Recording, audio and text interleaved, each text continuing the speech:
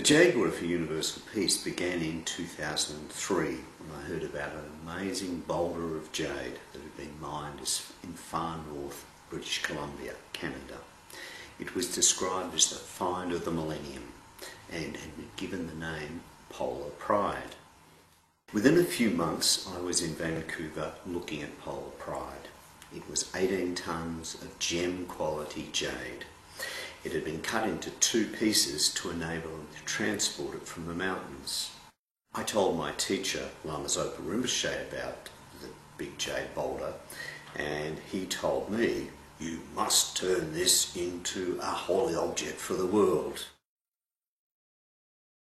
Altogether we needed $1 million to buy the boulder and to pay for the carving.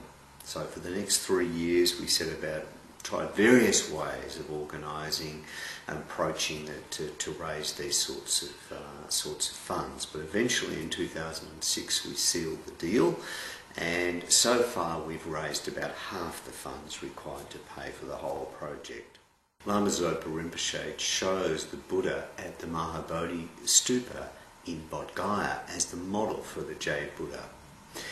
He chose this because this Buddha is universally recognised by all Buddhists, and the Mahabodhi Society kindly gave us special permission to take a detailed photographic study of the statue so that we could have this as reference for the carvers. By the end of 2006 the boulder was in Bangkok. We entrusted the carving of the Jade Buddha to Thailand's oldest and most highly respected jade factory, Jade Tong Tabi. The Jade factory immediately set about sculpting prototypes of the Jade Buddha. The project was then officially blessed by the abbot and monks from the nearby monastery at Masai. We then took the first prototype and the head of the carving factory as well to Singapore, where Lama Zopa Rinpoche checked on the artwork. And here you can see Rinpoche made many corrections to the design. Then the Thai sculptors started work on the second prototype, but with every design they came up with, it always looked, to our eyes, a little Thai. In the end, this was about all we could keep.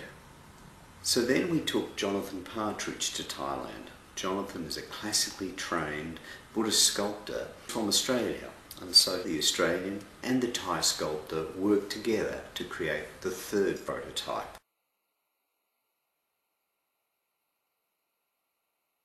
Jonathan and I emailed these designs to Rinpoche, and here we are on the phone talking to Rinpoche about the many small details. Following this, we produced the fourth and the final prototype. Meantime, we started cutting Polar Pride with diamond saws. This is a very long process. Every small chip from the boulder was being collected and has been collected to make into memento items, and this is one way that we can help fund the whole project.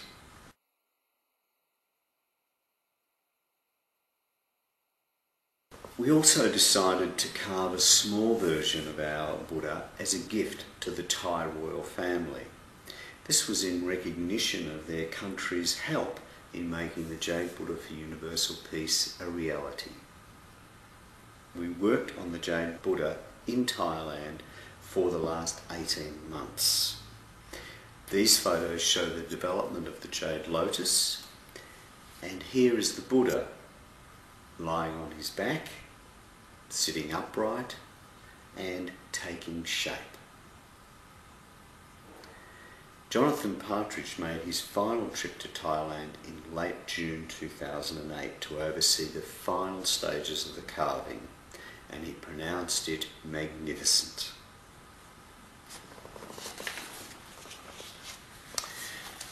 The Buddha then went into its final stage, which was the polishing, and the Jade Buddha, I am pleased and honoured to say, is now complete. The The Jade Buddha is being toured to major cities in Asia and Australia before eventually coming to the Great Stupa of Universal Compassion in Bendigo, Australia. The Jade Buddha is one of the largest and most magnificent Buddhas ever carved from gemstone quality true jade. The Buddha, including lotus and throne, is nearly 3.5 metres or 11.5 feet tall. It is a wonder of the world. Lama Zopa Rinpoche has named it the Jade Buddha for Universal Peace. He said it will illuminate the world and bring inconceivable peace and happiness and help prevent the destruction that is happening so much in the world, including war. To find out more about our Jade Buddha for Universal Peace, please visit our website www.jadebuddha.org.au. Thank you very much.